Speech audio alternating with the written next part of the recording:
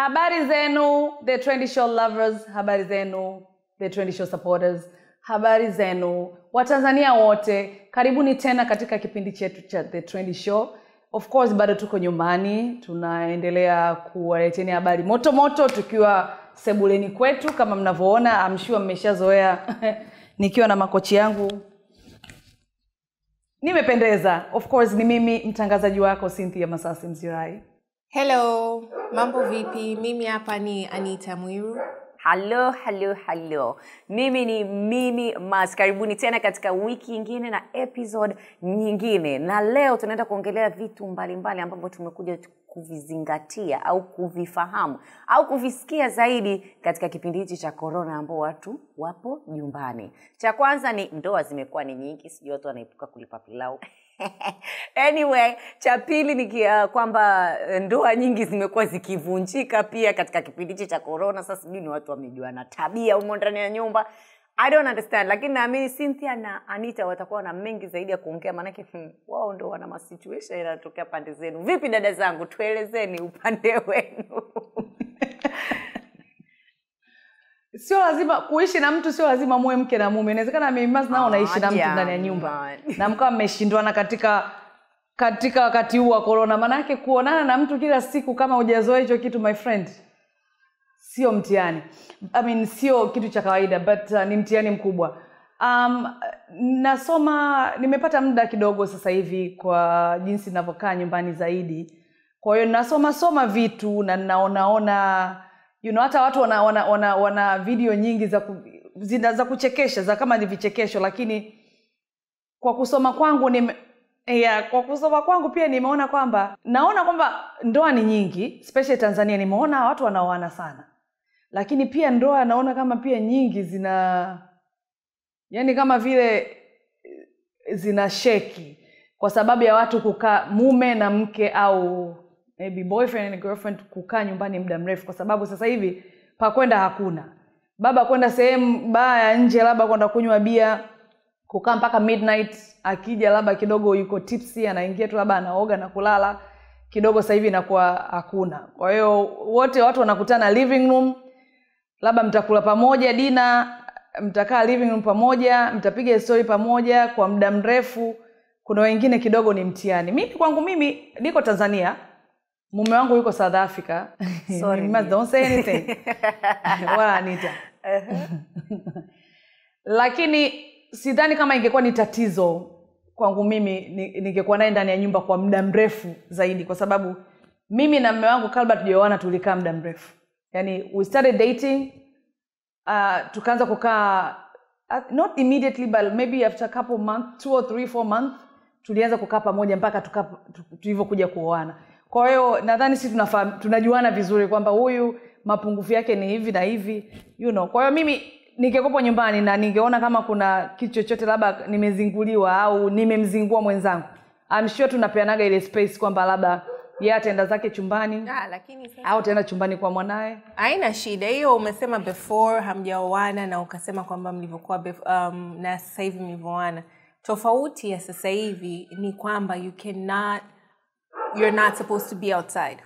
Kiufupi, sijui umenielewa. Yani sasa hivi hakuna option ya kwamba unaweza umekorofishana, umechosha na huyu mtu, you can step outside and labda go to the office au unaenda gym au unaenda kukutana sijui na marafiki zako. Hiyo option sasa hivi imeondolewa, okay? Kwa sisi ambao our country hasn't gone on lockdown, of course bado kuna ile access kama unaweza kutoka ukasema unaenda sehemu fulani au kazini au whatever it is. Lakini kwa zile nchi ambazo za kwao zilikuwa on complete lockdown, level 5, meaning hauruhusiwi kuwa nje. Ukiwa nje unakamatwa, unaweza kupewa kifungo, jail time or whatever. That's a completely different scenario ukileta in comparison to you have the option ya kuondoka. Kwa sababu kama ingekuwa like tukiongelea 3 months ago, mtu ulikuwa unaweza kutoka. Umechoshwa na mwenzako, mmeshavurugana hapo, unaenda kivyako, yeye anaenda kivyake. Au unakuwa uko ofisini for hours, longer than usual. Au unakuwa unakutana na marafiki zako. Kwa hiyo hamna ile option ya kusema nina haraka ya kwenda nyumbani au inanibidi nikae nyumbani. Lakini what I feel is proving to be tough ni kwamba unajua watu wanaoana, you know, wana the honeymoon period, kwa wamekutana, wana hang out, you know, mapenzi yako moto. Reality kicks in where it's maisha sasa kujenga, you know, kazi, maslahi, yani all of that starts to kick in. Baada ya hiyo kukick in, unaanza kukutana na a situation ya kwamba maybe you're not so much the same or so similar as what you thought. Unajua, sometimes you get so blindsided with mahusiano. You know, ile mnakuwa honeymoon period, hamwezi kukaa concentrate na kusema okay, yeah, kuna vile ambavyo vitu unapaswa labda mtu kuangalia vya mwenza wako, huviangalii katika hicho kipindi. Unakuja kuviangalia baadaye. You know what I'm saying? Yeah. You get into a marriage, wote wawili mko very busy mkijaribu kujenga maisha yenu. Meaning, wewe uko kazini, mwenzako yuko kazini. Labda hujaajiriwa kuona kaa nyumbani. Mwenzako akirudi amechoka. Kwa hiyo hakuna ule extra time. Yani because life sasa hivi is so fast paced, hamna extra time ya kusema kwamba nataka kukaa kumjua zaidi mwenza wangu sasa hivi, you know, au kumsikiliza shida zake, au kumsikiliza labda opinion yake. You don't have that time. In normal time we had that, lakini sasa hivi hakuna. Kwa unakuta mnakutana, kuna extreme friction because everything that kulikuwa tayari kuna stress. So this is just my analysis kwamba okay, tayari kulikuwa kuna ile stress na pressure, lakini watu walikuwa hawaiface because walikuwa wana other ways za ku release that stress and pressure without directly having kukaa. Yani kama tuseme mimi na Cynthia unanikwaza, unanikasirisha, but I don't have to face you and speak to you. I can take my bags, go outside, go to the gym, go to work, nikaenda na marafiki zangu wengine, by the time narudi wewe umelala. Sijui umenielewa? Kwa hiyo hakuna ile muda wa kufanya confrontation au discussion. Sasa hivi you don't have that. It's been taken away. So like it's crazy kwamba unajikuta kwamba as much as umekaa kwenye ndoa au mahusiano kwa muda mrefu, mnajikuta kwamba the time now, yani corona imeleta situation where people are starting to realize sasa hivi kwamba they've grown apart. Do you understand what I'm saying? Kwamba they're no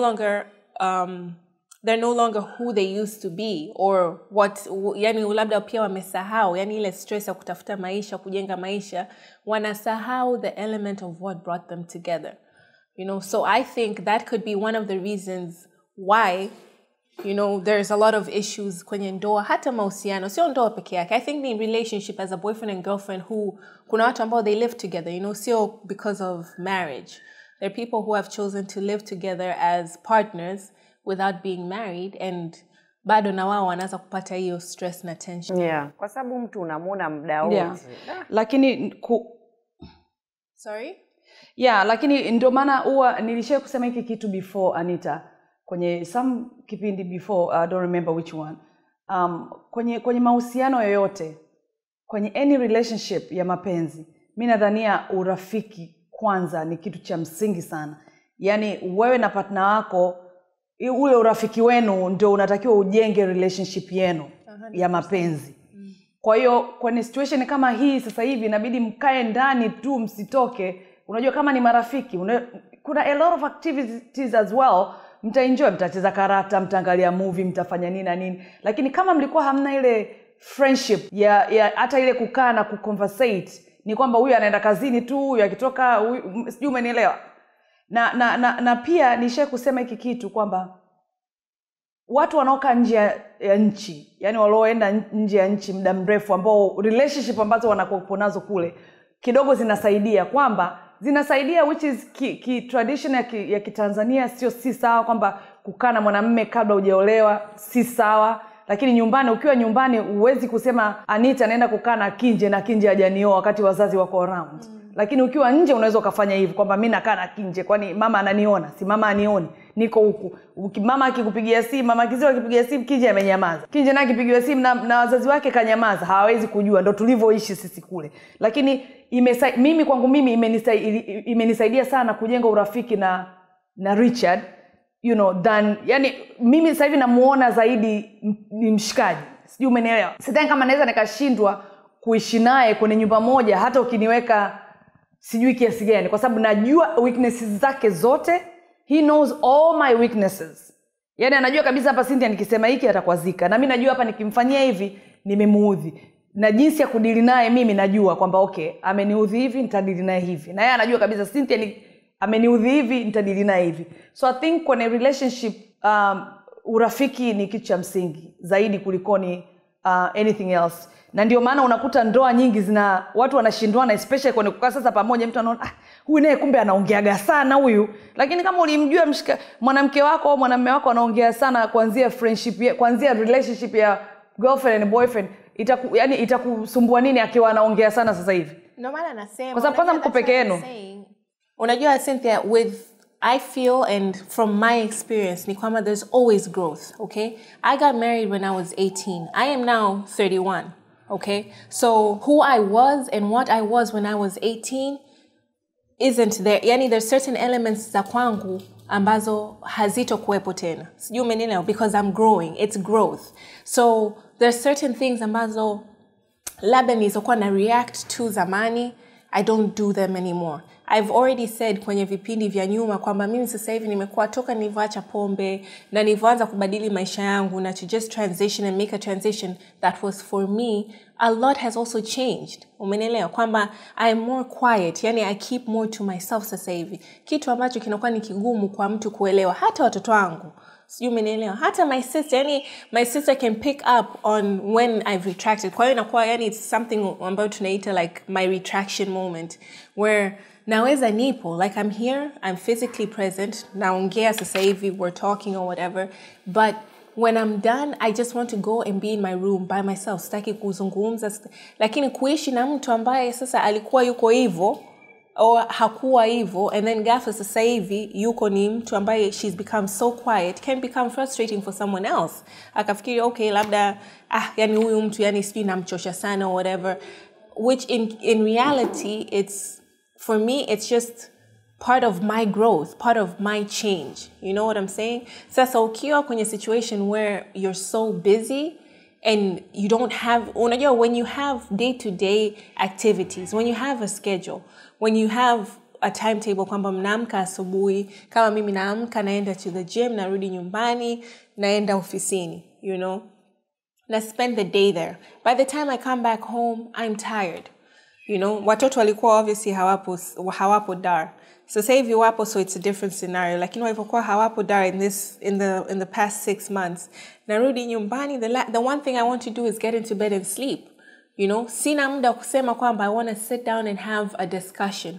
Na it's the same thing. Kwamba okay, you're going to go out, you're going to come back home, you'll talk about how's your day or whatever. Lakini that little time that you have to discuss and have a discussion is not about getting to know, realize kwamba huyu mtu haongei sana siku hizi or anaongea sana. Sijui umenielewa.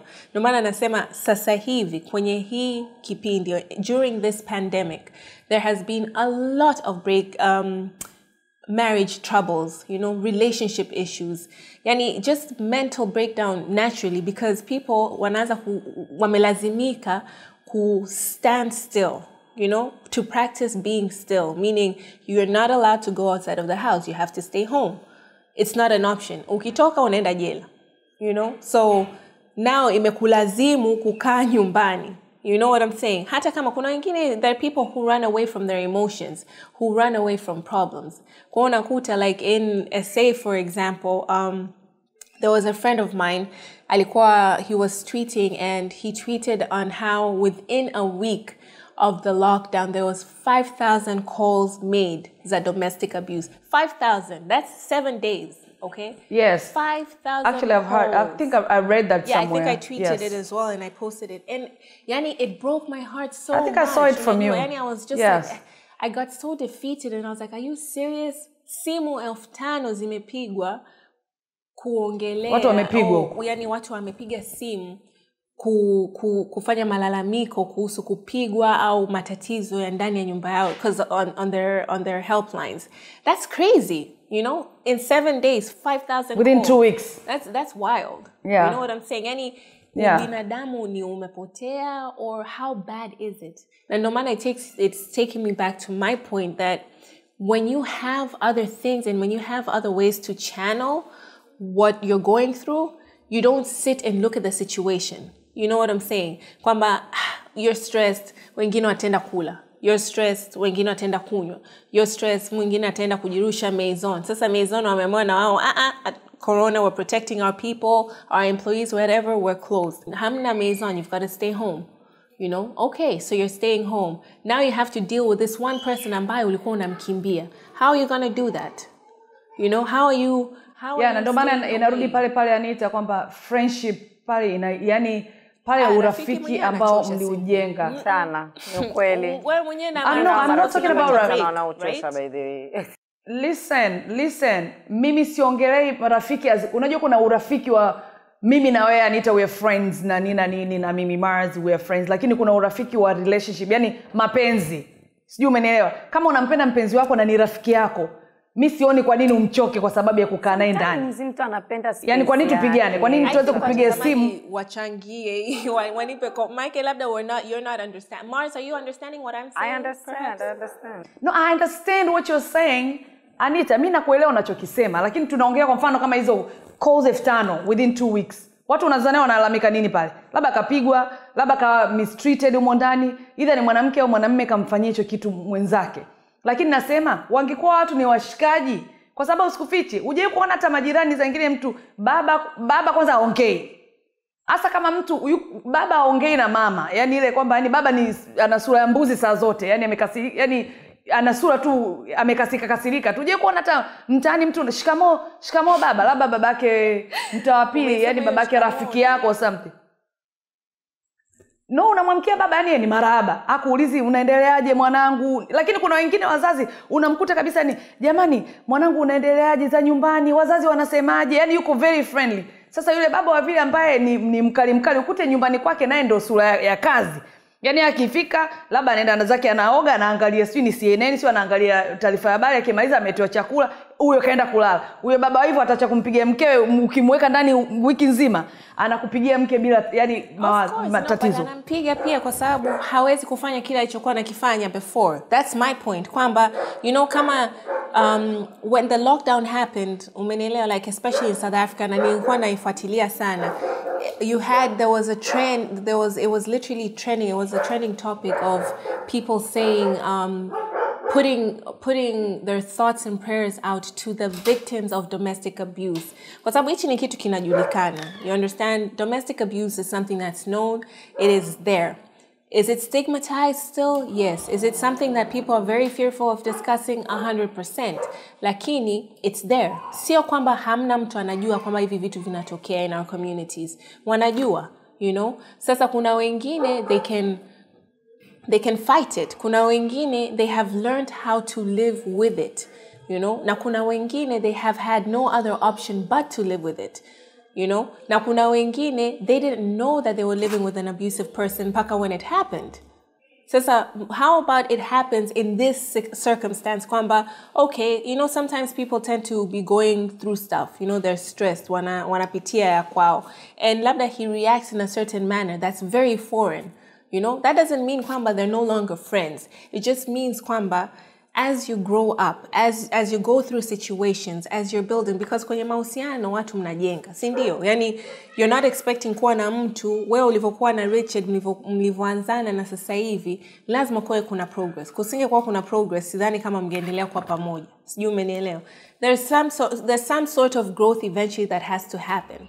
It's human nature, you know? Sasa, with the world ya sasa hivi, where we are right now, okay, and how times have changed, what used to be no longer applies or is no longer applied in relationships. Hata kwenye malezi ya parenting, you know? And I keep saying this as a mother, I'm like, there's no way mimi naweza kuwaraise watoto wangu sasa hivi kidijitali or whatever it is. You know what I'm saying? Like, it's very frustrating for me. Yes, I was born in an era where there was internet, there was phones, there was this. Lakini it haijashika akili za watoto kama ilivyoshika sasa hivi. You know? So when I'm saying that times are changing, I'm saying that times are changing, life is changing, everything is evolving. So you may have met partner wako 10 years ago, correct? But 10 years later, that person may age.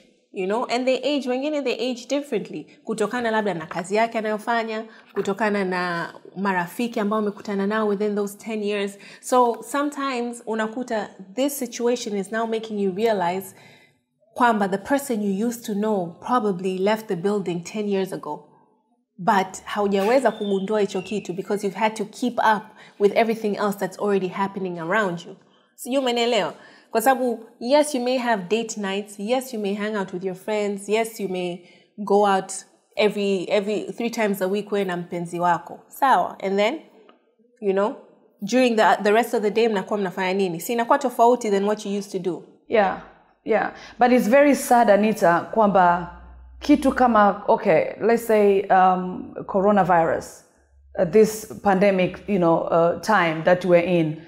Mtu amekaa kwenye marriage au amekaa na mtu wake zaidi ya miaka 10 pamoja, wanaishi pamoja. Kitu kama hiki ambacho ni cha miezi 5, you know, since imeanza kuwa strong, maybe miezi 3, miezi 4, kinaweza kuwafanya watu waachane au wagombane sana, to the point where of like wanaweza waka break up kwa sababu ya kitu kidogo. Yani ni kwamba mimi I don't understand. I don't get it. I don't understand kama if you can stay with someone for over 10 years ndani ya nyumba kila siku, you know, labda kama kuna kitu chochote kimetokea hapo, labda huyu kusafiri na huyu kusafiri labda mwezi mmoja, miezi miwili, lakini mostly ni kwamba mnaishi pamoja. Mje kugombanishwa na corona na muda wa kukaa pamoja. Corona Let me don't say corona. Corona inaua watu, inagombanisha watu. Hivi corona ina nini lakini? Yani amekuja kuvuruga kila kitu. So yani it doesn't make any sense kwamba mtu kukaa ndani na mwenzako basi tabia zako fulani zinaanza kuonekana. Sijui kwa sababu, you know, kama ulivyosema Anita, you know, inawezekana mtu amechange within 10 years labda because of kazi na kwa nini una change for what? Yani umebadilika hapo ni nini? Sidhani kama ni kubadilika, mimi nadhani ni muda. Kama Anita alivyokuwa anasema because unakuwa ndo yani unakuwa kitu gani? Ndio maana na mimi nimetoa point yangu kwamba wewe Anita umekana kinje miaka yote hiyo, ushito kukana kinje miezi 3 tu ndani ya nyumba, msitoke nje ya geti kwa sababu ya kidude kimoja kinaitwa corona ndio kiwagombanishe. Kama mtu anapozidi kukua, unajua mtu anapozidi kukua then labda unakuja una find out jinsi unapozidi kuspend time na yule mtu ndani ya nyumba, especially now ambao ni kila saa ukigeuka huyo hapo, ukienda jikoni huyo hapa, ukienda sijui yani they are forever mbele ya uso wako, they are in your face. Unajua at least kabla ya kipindi hichi mtu anamka asubuhi, mnaonana tu labda mkiingia kitandani msalimane kidogo, muongee story 2-3 mnalala. But now that person is there. Saa wiki za mwanzo mnaweza mkaa mmeongea, mmepiga story menini, lakini I think with the time ambao mnaendelea kuspend together unajikuta labda nimekuja kuanza kuelewa tabia ya mtu fulani ilikuwa ni hivi. Now you're looking at it closely kwa sababu mna spend muda mwingi pamoja and there's nothing else to do. Especially kama mko nyote wawili tu ndo mkute hata watoto hamna. At least unajua watoto wakija kuna entertainment, unaweza kupiga story na watoto hapo nini. Kama una watoto labda ndo married couple ambao ndo wamekutana, wako nini. Si uangalie TV mpaka cheza na computer or something. Do something. Netflix washamaliza vyote. Go to the other room. Washamaliza. Kwa hiyo unakuwa unajikuta kwamba first kuna kitu kinaitwa personal space. Nadhani mimi naongea kama mimi ambao vitu ambavyo labda vinginifanya mimi niachwe. No, personal space is very important. Personal space is very important. Kwa hiyo ukiweza kugo about that's what I'm saying. I'm sure kuna room nyingine, kuna living room, kuna bedroom. Hata kama mnakaa kwenye one bedroom, mmoja aende chumbani, mwingine akae living room. Ushasema miezi 3, utakuwa kila mtu ameshaka upande wake. Kwa nini hutaki kumsikia kila mtu atakuwa ameshaka upande wake? There's personal space. Hata kama mnaishi kwenye mansion, mwezi huo mmoja tutatosha wewe kuzunguka vyumba vyote, kila mmoja kukaa west wing, east wing fresh, lakini miezi 3, 4, 5 now there's nothing else to do but you guys to look at each other. And then sasa kuna wengine they're just frustrated, sasa wanatoleana hasira kwa wenyewe. Unashangaa hiyo hasira inaleta ugomvi na kwa mkubwa unakuta watu wanaachana. Mkiulizana kwa nini mmegombana hata muelewe. I think ni ile frustration tu, mtu pia kukosa personal space na schedule yake ambayo alikuwa amezoea kila siku kuifanya. Unajua kuna mtu ile ana timetable yake. Ni upumbavu. Amezoea afu ghafla hauna timetable, mtu unamuona huyo. So you get frustrated. I think a lot of things ambayo inasababisha watu wanaachana sasa hivi ni frustration ya mtu, kwa mtu anamtolea mwenzake na mwenzake anamtolea, kwa unakuta wanagombana, mwisho wa siku people make irrational decisions kama hivyo, unakuta mtu anasema tuachane basi aishe nini because we mwenyewe personally you're frustrated, huna personal space, yani upumui. Jamani, so I think you know big reason. Jamani, topic kama mnavyoisikia ni moto, lakini hey, we can't do this without going for a break. We have to pay bills. We'll be right back. Just stay right there. Msiondoke mkaenda anywhere. Stay right there. We'll be right back. Welcome back. Bado tuko pale tunaongelea mambo ya the global pandemic, na watu wengi wanaolewa sana katika kipindi hiki na kuoa katika kipindi hiki. Na pia kuna ndoa nyingi sana zimeharibika kwa sababu ya kukaa ndani pamoja kila mtu na mwenza. Sasa basi, let's continue with this topic kwa sababu bado tuna more points to talk about this. Tunajiongelea sisi wenyewe kama sisi wenyewe ambao tuko kwenye ndoa, na of course tunataka maoni yenu na nyinyi mtatuambia mkishaona hii episode. Tunataka maoni mengi mtuambie mnakopa vipi kukaa na wenzenu ndani ya nyumba bila changamoto, au changamoto zipi unazipata kukaa na mwenzako. Yaani hii haijalishi ni mwanamke au mwanamume. Both of you guys tunataka experiences zenu. Anyway, let's continue. Jamani, kwa watu ambao tuliolewa kwa kufungwa. Yani ndio wale amnaga choice, that is a different topic for another day. Kusema yani Anita, ukae vumilia shida. No. Okay. Anita, unatakiwa ukae ndani, usivumilie kipigo tu. Kipigo tu ndo usikivumilie. Different topic for another day. Okay. Don't even get me started. Mike, yani ghafla nimeona tazi na nimuuliza imekuwa ni yote. Sitaki kudiscuss hayo mambo. But listen, kwa sababu okay, tukiachilia wapenzi, mimi naomba niongelee watoto, okay, because my kids, kama nilivyosema awali, watoto wangu wamerudi. They're here. I'm spending again more time. Kwa wazazi ambao, na nimeona sana especially, yani unajua yani ile shule zilizofungwa, wazazi wengi went into panic mode. Why? Because wengi wamekuwa ni wanafanya kazi, okay, wafanya biashara, whether wamejiajiri, wameajiriwa. Kwa hiyo watoto wanavyokuwa wanaenda shule, it goes back to the same thing that I've been saying, kwamba there you have your 6-8 hours of not having your children at home, okay, hawapo nyumbani physically. Okay, wao wako shule, wao wako kazini. Ukirudi nyumbani, kuna madada wanawasaidia na kazi na kuangalia watoto, make sure everything is in order. So wewe ukirudi una stress zako, utasalimia watoto, lakini wao wanakuwa na muda na dada. Do you understand what I'm saying? Yani wanakuwa wamesha create that bond. Wewe unakuja, utasalimia, utafuatilia, utajua homework vipi. Okay, sawa, unaingia chumbani, unaendelea na maisha yako. Right now, again, it's taking us all the way back to being hands-on. Okay, yani kuishi yale maisha ambayo unajua sisi Kiafrika we're very spoiled, kwamba okay, we have access ya kuwa na dada wa kazi, tena madada wa kazi ambao wanalala nyumbani, you know, yani mnakuwa yani ni one thing united. Nje you don't have that, you know, it's very expensive hata kupata babysitter kukuangalizia mtoto wako 1 hour wewe na mpenzi wako mnapokuwa mnaenda out for a date night or whatever. It becomes very hard, right? So kama mzazi, you're now put back into a situation where you have to look at your children, look after them, you know. Inakurudisha tena kwenye yale mambo ambayo ulikuwa labda huyafanya au uliacha kuyafanya, you know. I for one, kuna a period ya 8 months hapa katikati kwamba sijawa physically present for my children. 8 months kwa mtoto ambaye anakuwa, hajakuwa bado teenager, hajakuwa bado a young adult, is a long time to be away from your child, you know. Especially kwamba hawana guidance au hawaangaliwi na mtu mzima. Wanaangaliwa labda na dada, you know, una mtu ambaye atakuwa anaenda na watembelea, kuangalia una aunti yako na marafiki zako na nini. Lakini there's always something that will miss without a presence ya mzazi, whether ni baba au mama. Sijui umenielewa, especially kama watoto wamelelewa hivyo.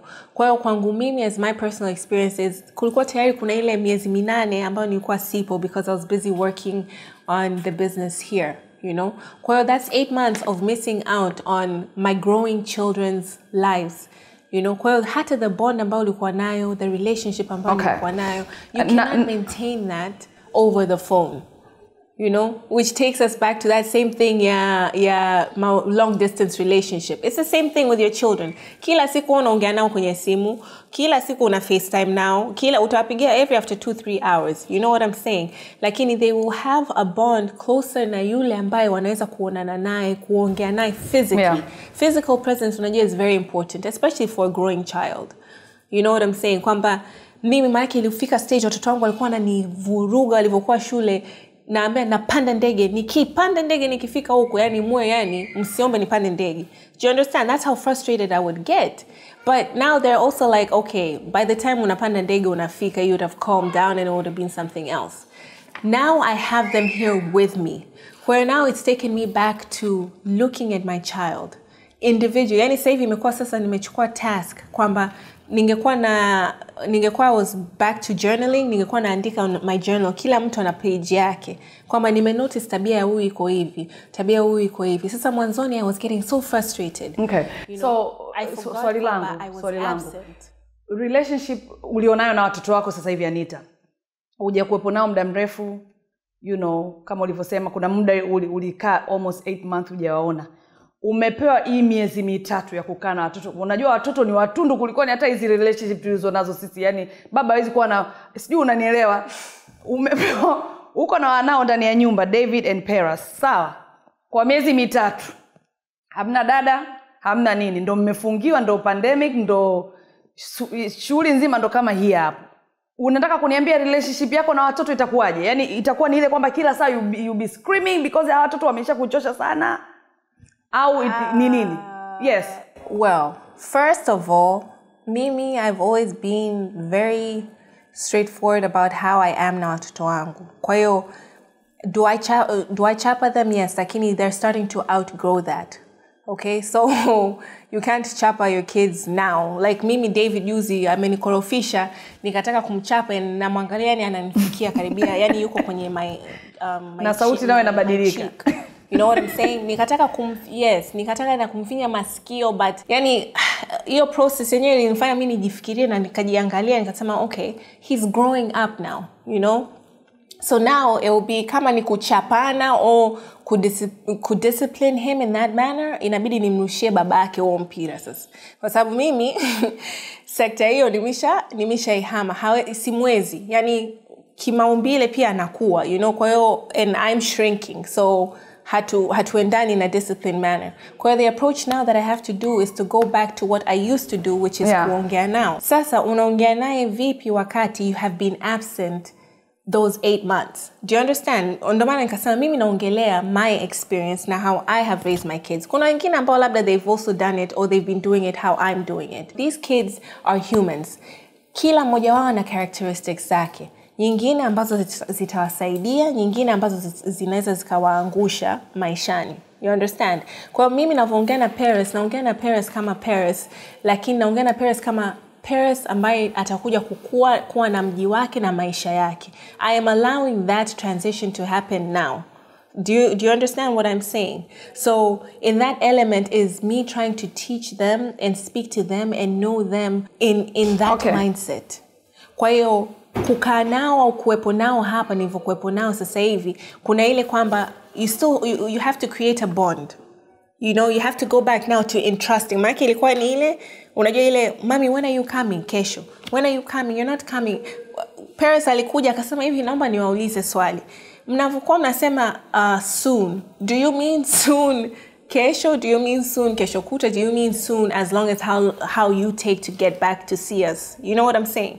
Kwa hiyo wanajua because wanafundishwa. Ndio maana nasema dunia sasa hivi ni tofauti sana. It's very fast paced. What you think or how you want to lie to your children is not what is wanajua. You know? Kwa hiyo ikabidi unakaa unaongea nao and you get to know them again. Kwa hiyo I got to know them, nikaanza kuangalia nikasema no, watoto wangu they're becoming very spoiled. Mimi I wasn't even as spoiled as they are, you know? Yani yes, wanajua kutandika vitanda, yes, wanajua kujitengenezea breakfast or whatever, lakini my son is the epitome of gentle. You know, mpaka I'm just like, ebu changamka kidogo. You know what I'm saying? Yani hata kivunja yaya anavunja la basi. Ebu kaza mkono. Sijui umenielewa. And those little things frustrated me. So nikawa naichukulia approach ya kufoka na kukasirika and being so angry. Unasahau kwamba I was so busy building my dream, you know, you forgot to be present for your child. You know, you forgot to listen to your child. You forgot to cater to your child's needs. Kwamba, okay, anahitaji nurturing, umwelekeze. Kwa sababu for me, namwangalia, I'm like, you're turning 13. How can you not break an egg? How can you not clean up? You know, but it was my job to be there to teach him that. Do you understand what I'm saying? Kwa hiyo, it's those things ambazo inakufundisha sasa hivi pia kwamba you have to sit and have personal conversations na yourself. Same kwenye relationship ya mapenzi. And whoever it is around. Same kwenye relationship ya mapenzi. Na ndio maana narudi kule Anita kwamba friendship kwa mtoto wako au watoto wako, it's the most important thing at any time. Sijui umenielewa. Wewe una relationship nzuri na watoto wako, ndio maana umewalea hivyo Anita. We all know that. Yani watoto wako sio wale watoto ukiingia nyumbani mara karuka huku. They know kwamba mama they know kwamba mama kwanza ana jicho lake moja hivi. Akikupiga hilo jicho, you know ni hivyo. Anita, you are not the type of a person that screams. Mimi I scream. Yani Maxwell I scream, but okay, basi hivyo. So nadhani hiyo ndo maana nikasema kwenye relationship ya mume mke, boyfriend girlfriend, bla bla whatever, mnaizi za mapenzi zile, urafiki unatakiwa uwepo ili kuendeleza relationship. You know, kama mmeweza kama miaka 10, kwa nini mshindo miezi 3? Kama umeweza kumlea mtoto wako mpaka hapo ulipofikia, siku 21 au miezi 2 ndio uanze kumpiga mtoto kwa sababu eti mmekaa naye ndani ya nyumba. Hebu mueleweshe tu bwana, sikiliza, hamna kurukaruka kwenye makochi. Nje sasa hivi kwenda hakuna. Kwenda nje sasa hivi hakuna. Anaweza kama wakaibuka vitu. Hiyo style ya watoto kuandika ukutani, kuchora ukutani, kurukaruka kwenye makochi, inatokaga wapi? Yani kwa kweli hiyo ni point ya discussion ya siku nyingine kwa kweli. Mange tukiingia huko mambo yatakuwa ni mazito sana. Umeongelea kurukaruka kochi, yani I'm just like I never understood. Na kwa upande ambao watu wanaoana mnasemaje? Mimi sikuwahi kubadilisha. So ndoa kuvunjika kwa wakati wa muda huu. Kuoana. Watu kuoana because tumeongea na watu kuachana sasa hivi because tulikuwa tuna topic mbili na hisi tumegusa sana kwenye hii ya watu kuachana mpaka tumeingia kwenye sekta nyingine kabisa. Lakini ningependa kusikia pia kutoka kwenu. Wewe nadhani watu kuoana. Unadhania wale watu 5000 walopiga simu, wale watu 5000 wa South Africa, unadhania wangapi pale wameachana? Yani kuachana ni kwingi kuliko kuoana at this moment, my friend. Ni kweli. Okay, so for me, I think go ahead, get married, you know? Again, I've said this and I still believe, and it took me, I think, mwezi au miezi miwili kuja to come to terms and to accept kwamba corona is here. Okay, and it's not gonna go anywhere, especially if tutaendelea kutokusikiliza na kutokufanya yale ambayo tumeelekezwa kufanya kujaribu kupunguza kuenea kwa this virus. You understand? So because sasa, you know, you're not dealing with one person, you're dealing with the whole, and it's a global pandemic, you know. Kwa hiyo, how am I as Anita, or how am I as Anita going to be a person wa kusupport watu? So if you want to go get married, go ahead, you know. Kwanza, ushukuru Mungu, maki harusi zilianza kuwa yani kubwa mno. No michango this time around. Stress themselves so much. Mnakumbuka the discussion we had about the couple that killed themselves because of the marriage in Nairobi or something. Yes. Crazy budget. Nairobi or somewhere between them. Nakumbuka that topic. So right now, it's your chance. If you want to get married, if you are going, I feel like, you know, life goes on, as I was saying. Kwamba, life goes on. You've got to live with it. Mlikuwa mmepanga kuoana. Na sasa hivi mimi nadhani ukioana. Right now, cut down the budget.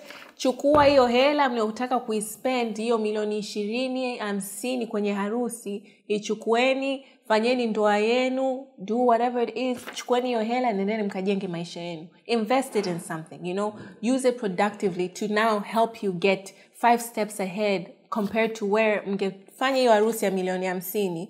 You know what I'm saying? And baada ya harusi mnajikuta sasa mna madeni, hamna mbele wala nyuma. So now it's your chance to go ahead, get married. Do it virtually. You know, watu download Zoom, download house party, pigeni ma powder, manini kama sisi tulivyofanya.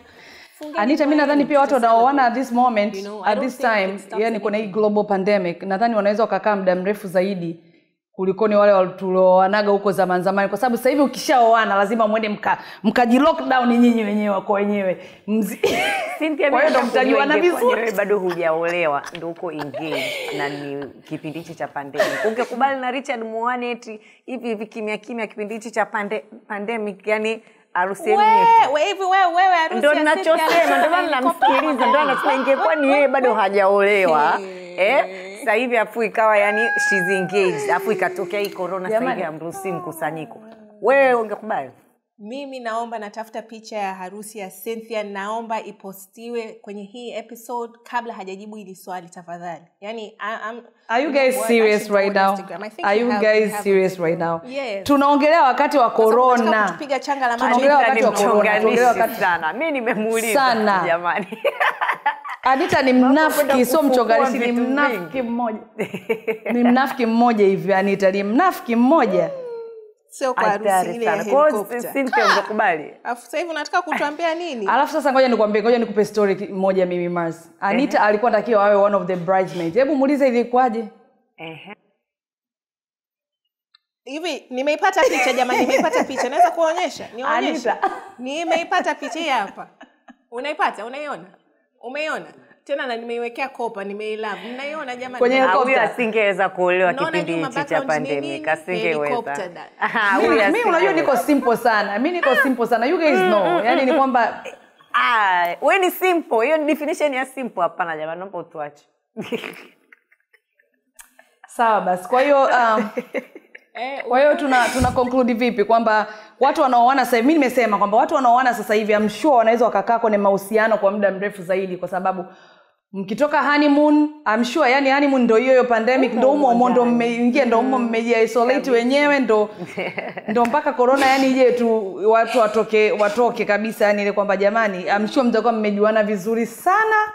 Kwa hiyo mkitoka nje, siku mkiruhusiwa kutoka nje whatever nchi mliopo, kama mkiweza kuendelea pamoja huko kwenye hiyo ndoa, basi mnaishi miaka milele. Lakini kama mkitoka nje na divorce, my friend, usiwajinx.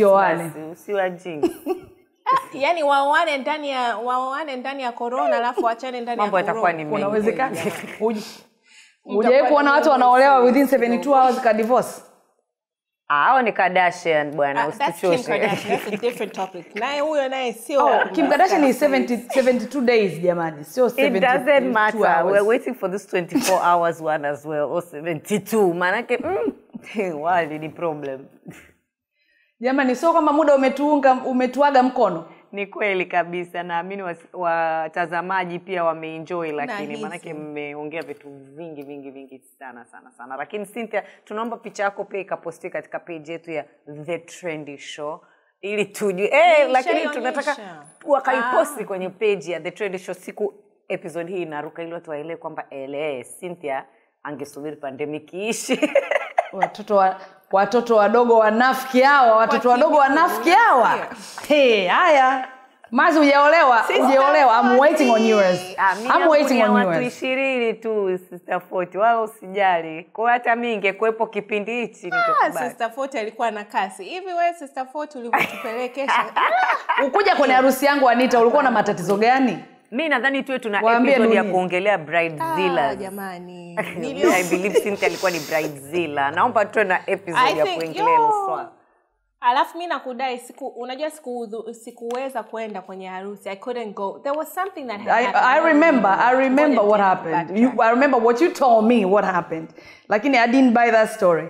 Jamani, tuache watazamaji waende. Oh gosh. Basi ngoja kwanza tupitie. Ila jamani, samani kwenye ile harusi ya Cynthia alitengeneza mpaka zile those tracksuits, those baby fat tracksuits, the matching ones. Yeah, alikuwa na kwake ya bride alafu na bridesmaid. Sasa mimi kwangu iko actually I still have your bridesmaid dress. What? Basi serious. I'm serious. I have it. No, and I'm serious. Give it to me, sis. Nimeweka souvenir sababu iko sehemu. Jamani, hawa dada zangu hawatamaliza. Watazamaji, tunawashukuru sana kwa kuungana na sisi kwenye episode ya leo. Tumeenjoy kuwepo na nyie. I hope na nyie mmeenjoy. Endelee ku stay safe. Jina langu ni Mimi Maz.